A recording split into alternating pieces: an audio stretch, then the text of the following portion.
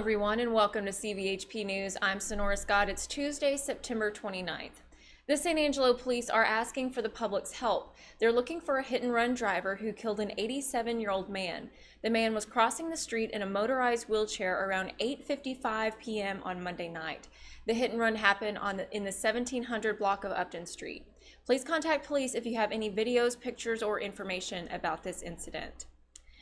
Now to the San Angelo School District, where children will continue to receive free meals if they are in need. Our Amanda Lozano reports.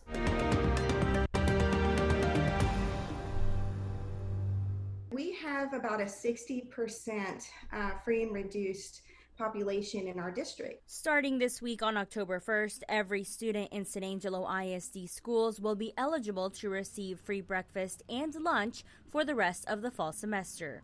The free meals are an extension of the USDA Summer Food Service program that normally runs through June. We had emergency funding from COVID that ran through June for us this year, and so we're getting to have pieces of that funding back for this school year, and that's not just us, that's statewide. The funding will allow more than 14,000 San Angelo school children to receive free meals. We had about 8,600 students as of September 5th that qualified already for free or reduced meals. We're going from a 60% to a 100% for all 14,000 plus students in the district. And will expand outside schools into the community.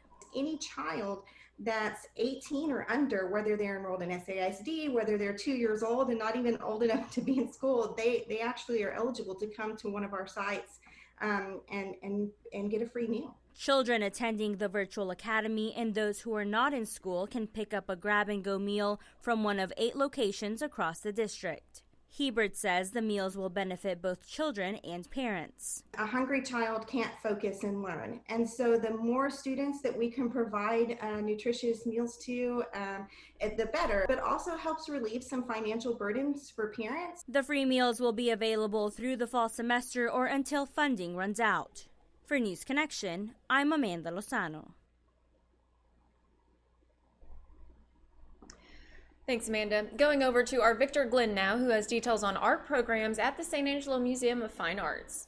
The San Angelo Museum of Fine Art is gearing up for their fall and winter season and making adjustments to their programs for COVID-19. We're trying to creatively think our way around COVID to do some programming not only for children and families, but also for adults.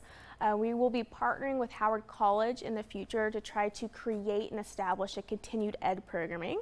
So as a way to kick that off this semester, we are trying to do virtual workshops with different artists and with different themes during the months of October, November, and December. Museum staff is assembling kits for their courses, and though there is currently a cap on participation, they hope to expand offerings. All of the programs are either 20 or 25, so we have a cap limit on those, which if you are ready to register, I would register soon, because when I hit that cap, we have to cut it off.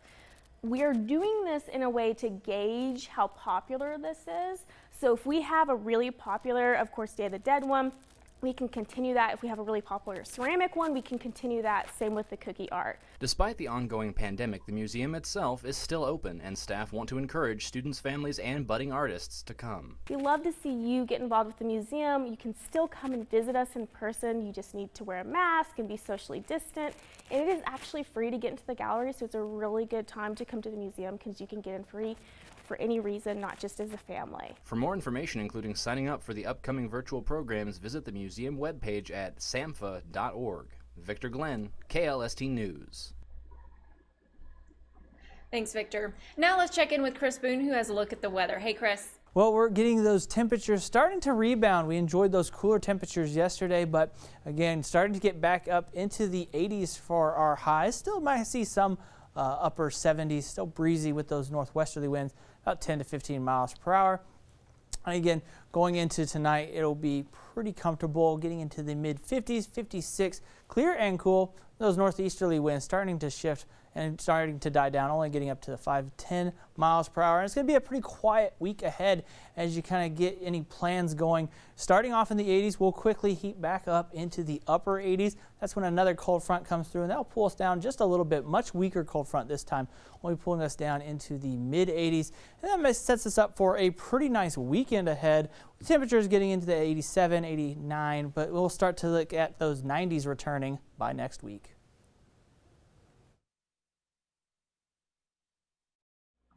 Well, thanks, Chris, and thank you all for joining me for CVHP News. Don't forget to follow us on social media and download our free app. All you have to do is search Concho Valley Homepage in your app store. That's all for right now, but we'll see you right back here tomorrow morning. Have a great day, everyone.